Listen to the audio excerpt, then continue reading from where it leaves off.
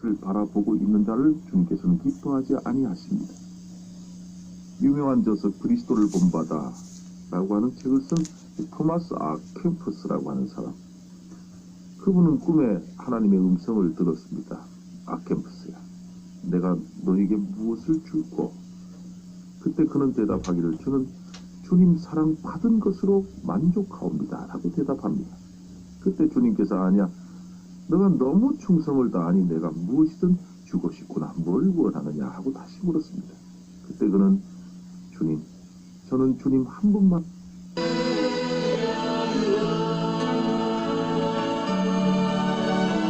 만으로 만족합니다 라고 대답했습니다.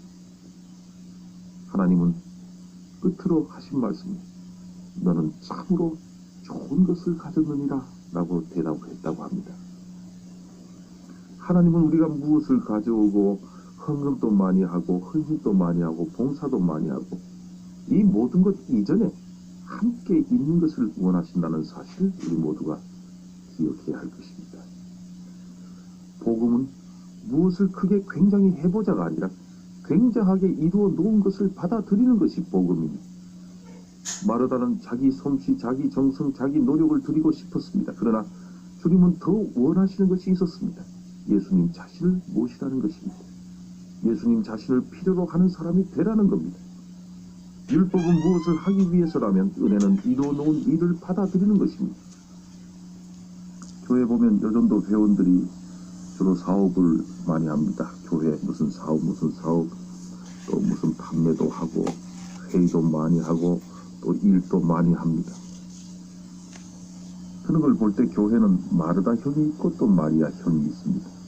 모두 귀한 여종들입니다. 그러나 마리아 형이 더 좋은 여종들일 것입니다. 예수님과 함께 하는 것, 그분과 함께 앉아 있는 것, 참으로 행복하고 기쁜 일이 아닐 수가 없습니다.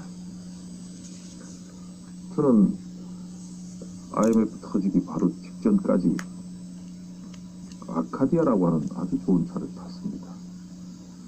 정말 고급스러운 형편, 한번 기도를 한 다음에 크게 결심하고, 그리고 이제 디젤 차량인 호란도를 타고 지금도 그 차를 타고 다닙니다만은, 그 차를 타고 다니면서 저 지방으로 부흥회를 내려갑니다. 어느 때는 피곤합니다.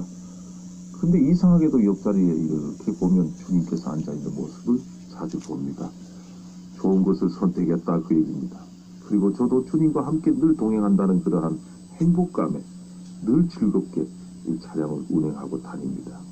그렇습니다. 주님과 함께 있다는 것, 그것을 느낄 때만큼 행복한 것이 어디 있겠습니까? 마리아는 바로 그것을 선택했다는 겁니다. 그리고 두 번째 선택은 예수님의 말씀을 듣는 편을 선택했습니다. 마르다는 여러 가지 일로 분주했습니다. 마리아는 예수님 발 아래 앉아 그의 말씀을 들었습니다. 그래서 마리아를 칭할 때 이렇게 말합니다. 발 아래 여인이라. 요한복음 11장 32절에 보면 마리아는 예수님의 발 아래 엎드려 죽은 오라비를 위해 간구했다.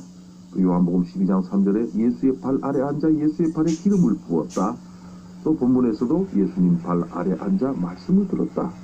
이 발 아래 앉는다는 자세는 겸손한 자세일 것입니다. 오직 주님만 바라보고 주의 음성을 사모하는 자세입니다. 그래서 마리아의 신앙은 주의 말씀을 들으면서 온 것입니다. 로마서 10장 17절에 믿음은 들음에서 나며 들음은 그리스도의 말씀으로 말미암느니라 말씀했습니다. 마르다야 마르다야, 네가 많은 일로 염려하고 근심하나 한 가지만으로 족하니라. 마리아는 좋은 편을 택하였으니 빼앗기지 아니하리라 말씀합니다. 봉사도 좋습니다. 사업도 좋습니다. 그러나 주님의 말씀을 듣는 것이 더 중요한 것입니다. 초대교회가 시험에 든 적이 있었습니다. 말씀을 제쳐놓고 공개를 일삼는 것 때문에 문제가 생겼습니다. 급하게 7 집사를 선택하고 사도들은 말씀과 기도하는 일에 전무했다라고 했습니다.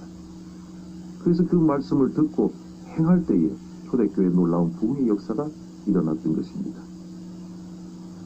가끔 신방을 가보면 이 신방대원들과 함께 가정에 들어가서 함께 예배를 드립니다.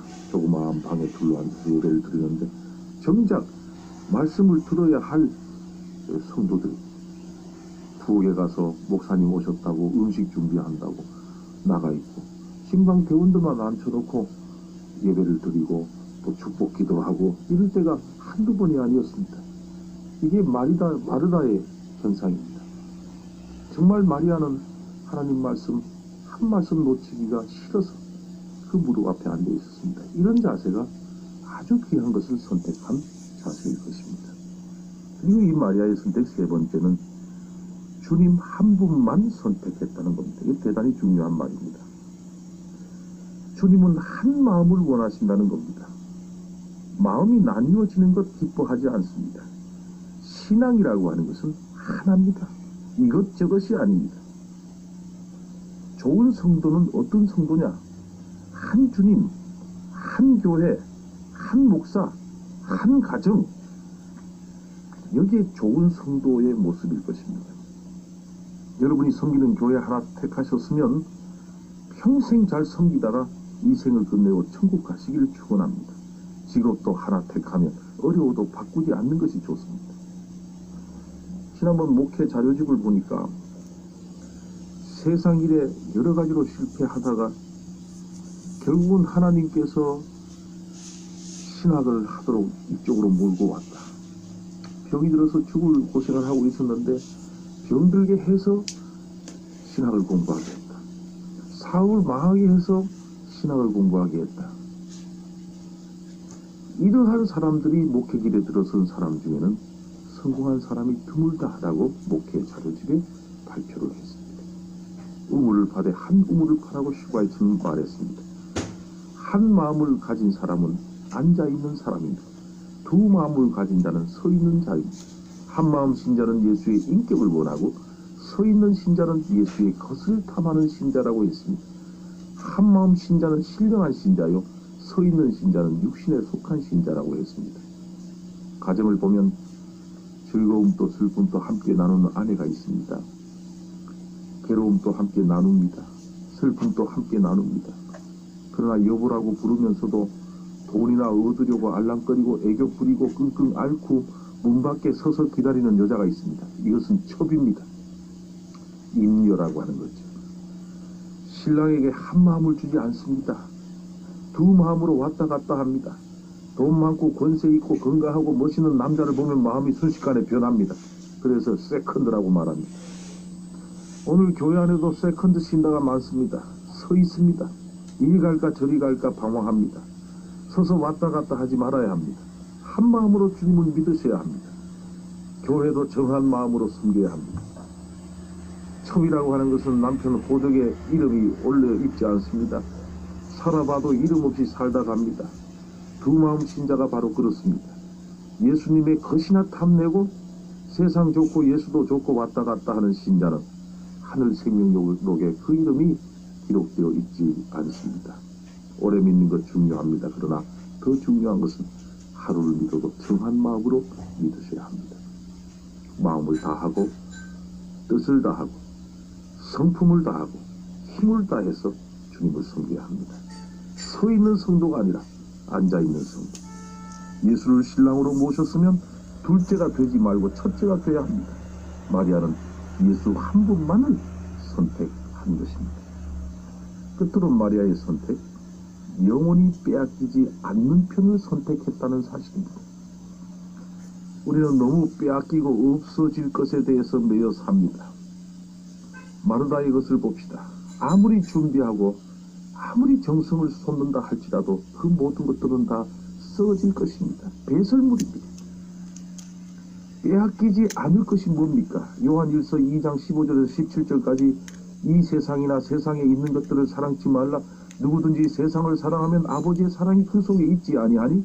이는 세상에 있는 모든 것이 육신의 정욕과 안목의 정욕과 이생의 자랑이 다 아버지께로 쫓아온 것이 아니요 세상으로 쫓아온 것이요.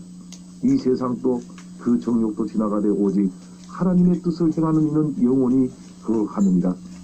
베드로전서 1장 24절 25절 모든 육체는 풀과 같고 그 모든 영광이 풀의 꽃과 같으니 풀은 마르고 꽃은 떨어지되 오직 주의 말씀은 세세토록 있도다. 이렇게 말했습니다. 이 세상의 모든 것은 다 빼앗길 것밖에 없습니다. 그리고 분명히 빼앗길 날이 옵니다.